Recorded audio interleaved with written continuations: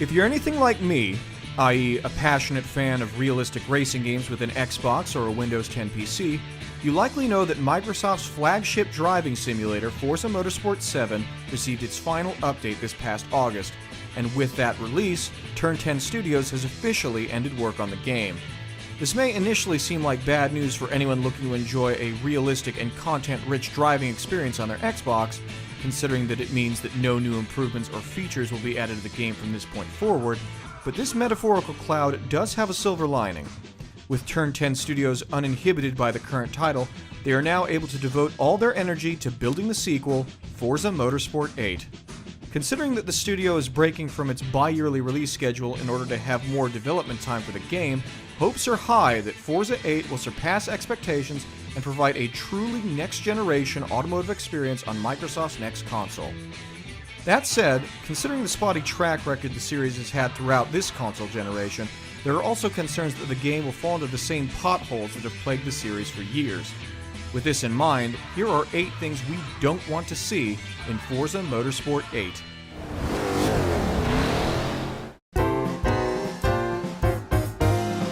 When Forza Motorsport 5 was released in 2013, many longtime fans were shocked to see that the car list was cut down to less than half of that of the previous game.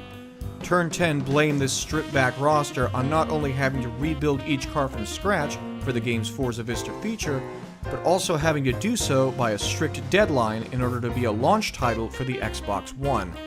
Though each sequel since has added hundreds of cars to the current generation roster, there are still shocking absences in the car list, and with Forza 8 likely to be a launch title for Microsoft's next generation console, many fans of the series are understandably concerned that history might repeat itself. With this in mind, we don't want to see any egregious vehicle absences in the game at launch. After 8 years of waiting for vehicles like the Koenigsegg CCX, Ferrari 599 GTB, and the Lamborghini Murcielago LP640 to move beyond the Xbox 360, there are no excuses for why these and other vehicles remain absent in the current console generation. And short of a major licensing issue like the one Turn 10 experienced with Porsche, there should be no problem getting these cars back into the franchise. Fingers crossed that Forza 8 will fill this content void. And speaking of which,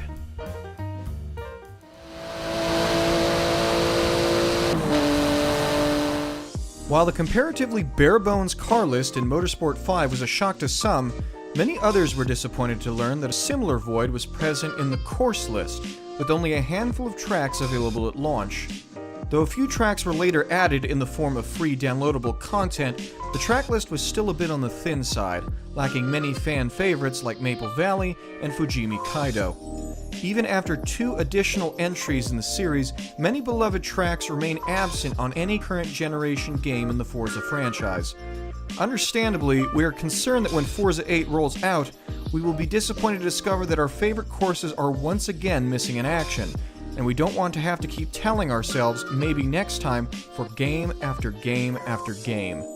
Considering that many of these tracks, like Sedona Raceway and Camino Viejo, are fantasy tracks created by the developers, licensing should not be any real issue. And with this in mind, there really is no excuse for not being able to drift your skyline down the hairy switchbacks of Japan's Fujimi Kaido in Forza 8.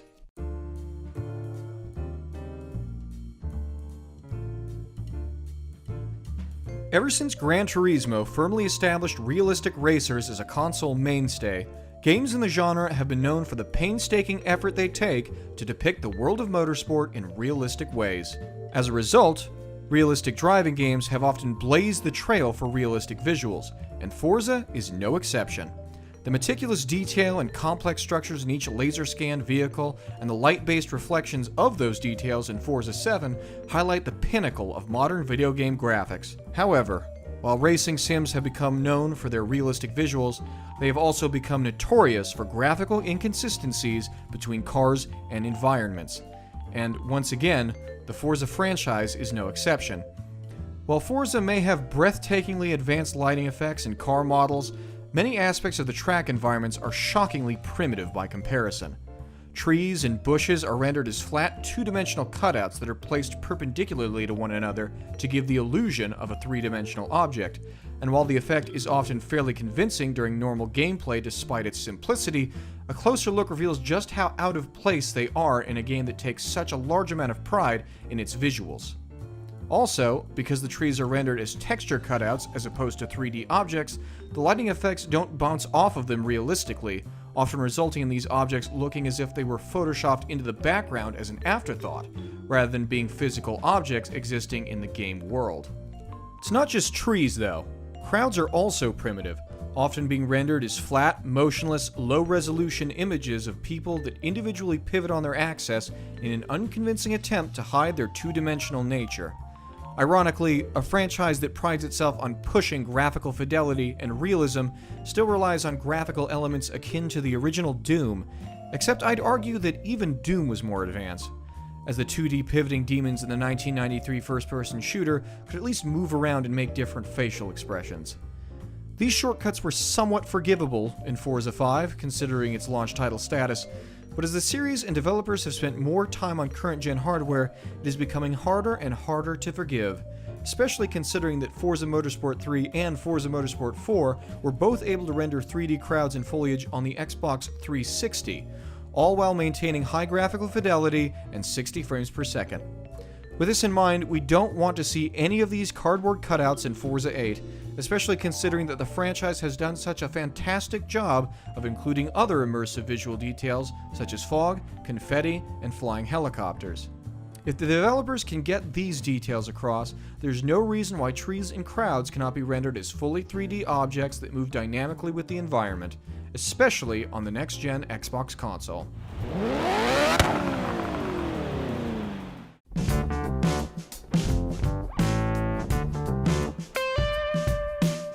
For the past decade, the Forza franchise has prided itself on various things that the developers feel separate it from the crowd, including the game's identity as a realistic racer that is accessible to everyone, from hardcore sim fans to people who've never played a racing game before.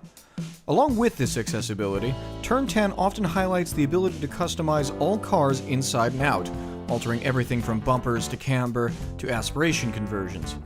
While this is technically true, the system has remained virtually unchanged since Forza Motorsport 3, and many cars don't have any additional upgrade options beyond those in the 2009 title. We understand the "if it isn't broken, don't fix it" mentality that the developers may have with regards to the upgrade system, but the virtually non-existent alterations to the old upgrade system have resulted in the system itself being subpar in the current console generation. In fact, some cars, like the 2010's version of the Ford Shelby GT500, actually have fewer customization options, and many known exploits in the upgrade system have persisted for years despite the fact that the developers know they exist. Considering how much effort is put into so many other aspects of the franchise, the copy-paste nature of this system is all the more egregious in its datedness, and we absolutely do not want to see it lazily duplicated into Forza Motorsport 8.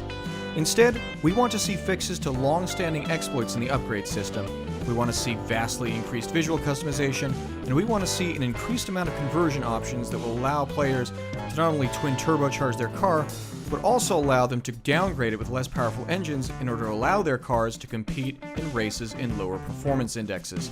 Throw in a greatly increased number of body kits and tuning options, and you have a game that we may even consider pre-ordering instead of waiting for a sale.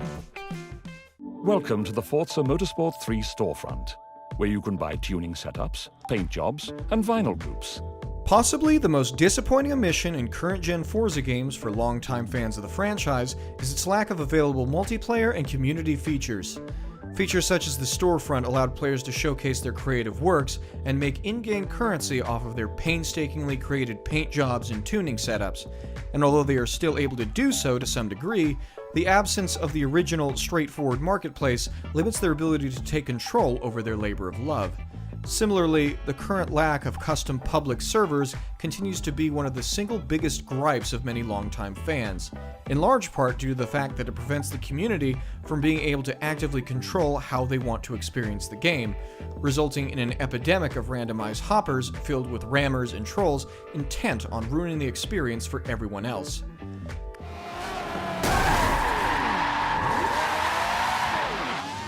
Considering that the auction house has made a recent return in current-gen Forza titles, it seems that Turn 10 Studios is making an effort to implement these features,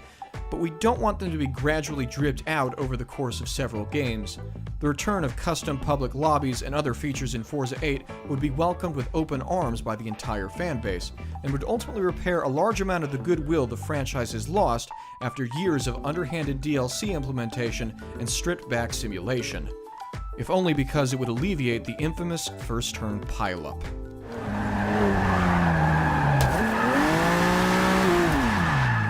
Power, style, and panache. The Ferrari 250 series exemplifies an exotic classic. While there are many features in current-gen Forza games that have been criticized for their conspicuous absence, one feature that has given us at Dangswank a reason to take a ride on the X-Bone Express for our racing fix is the inclusion of the Forza Vista feature on all vehicles. The ability to open the hood of a Chevrolet Corvette while listening to the game's narrator detail the history of America's iconic sports car is both an informative and enjoyable break from overtaking BMWs and hitting apexes on the track. However, while the Forza Vista feature itself is technically present in all current-gen motorsport games, the narration was conspicuously absent from Forza 7, leaving many players, including Jake Baldino from GameRanks, understandably disappointed. One other little nitpick though, if you care, Forza Vista is a bit less now with no car history narration, and I miss that. It's a little thing, but I just wanted to bring that up. Similarly, we at Dangswank are concerned that this will not only be the case for Forza Motorsport 8,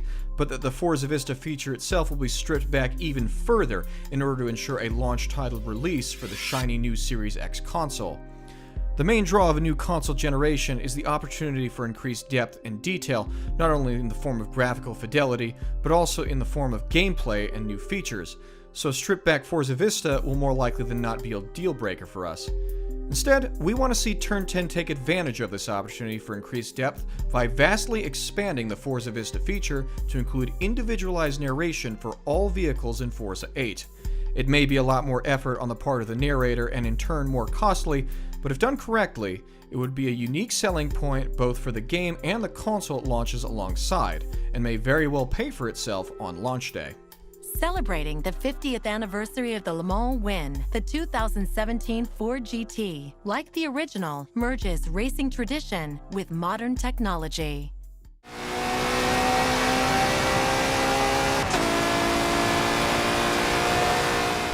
Any single issue or unwanted alteration mentioned so far has dealt with specific aspects of the motorsport games, varying from stripped-back car content to cardboard cutouts for trees. However, as hindering as any of these issues might be to Forza 8 alone, together they represent mere symptoms of the main problem. That problem being the few steps forward, few steps backward nature of the entire franchise.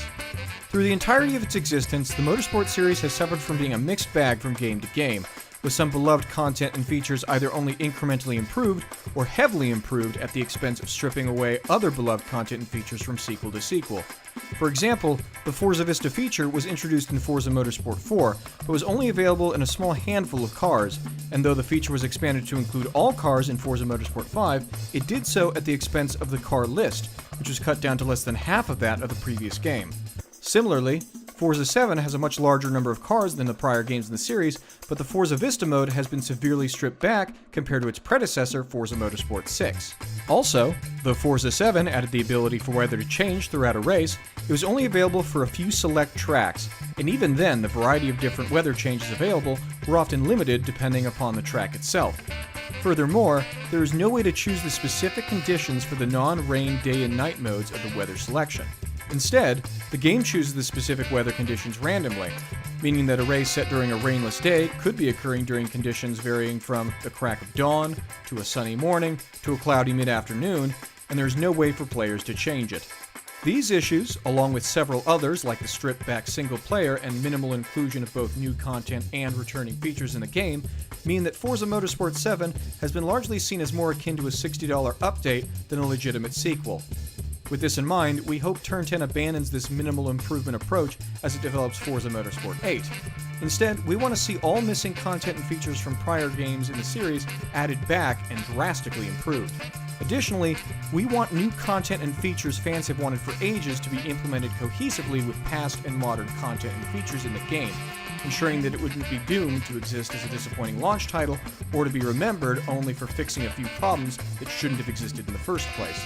A complete overhaul would ensure that Forza Motorsport 8 would transcend the holdups that have plagued the franchise over the life of the Xbox One,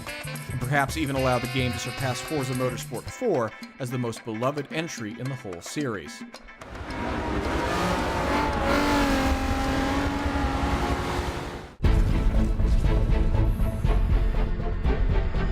And then you will get more and more adventurous. Here at Dang Swank, we try to stay optimistic and maintain a glass-half-full attitude regarding video games. But even we have to admit that the current microtransaction-laden state of the gaming industry makes it difficult for us to stay positive. This difficulty expands to our thoughts on the Forza franchise, and considering the microtransaction implementation in Forza Motorsport 4 and borderline EA level of exploitative DLC usage in Forza 5, corporate greed has all too often compromised the artistic vision of these games.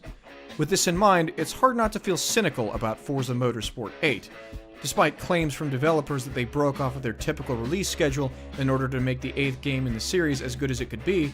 it's hard to shake the notion that they actually did so just so the game could be used as a launch title to sell the towering and monolithic Xbox Series X. More depressing still is the concern that, in order to increase profits on the shiny next-gen Xbox, Microsoft will use its vice-like grip on the Motorsport franchise to ensure that the Series X is the only console that can play Forza 8. Considering that this is the exact scenario that happened with Forza Motorsport 5, we cannot help but worry that Forza 8 will suffer the exact same fate. With this in mind, I want to make it absolutely clear to anybody at Microsoft or Turn 10 that might happen to be watching this video that no fan of the series wants this to happen. And though we realize that the draw of an even more graphically impressive Forza game with non-existent load times is incredibly tempting, it won't be enough to get many people, including ourselves, to shell out $500+ on a next-gen console just for the privilege. Considering that many players opted to stick with Forza Motorsport 4 when a similar situation happened in 2013 with the Xbox One-only Forza 5, we're hoping that the financial toll from this morally questionable business decision will convince Microsoft to instead do a multi-generational release of the game, similar to what Rockstar did with Grand Theft Auto 5. After all, if Forza 8 is as fantastic as we're hoping it will be, we'll be happy to wait through long load times to play it on our Xbox One. And if the graphical and performance improvements brought by the Series X are really as impressive as Microsoft has declared them to be, there's no question that, once the console has a sizable library of other games available and a more palatable price tag, we'll be happy to play Forza Motorsport 8 on that next-gen box too. So there you have it. Those are the 8 things we don't want to see in Forza Motorsport 8. You guys have anything that you don't want to see in Forza 8 or any improvements that you want to see with the new console generation? Please feel free to let us know in the comments, check out our Patreon, and make sure to like and subscribe to see more videos like this from Dang Swank, the classiest cavern on the World Wide Web.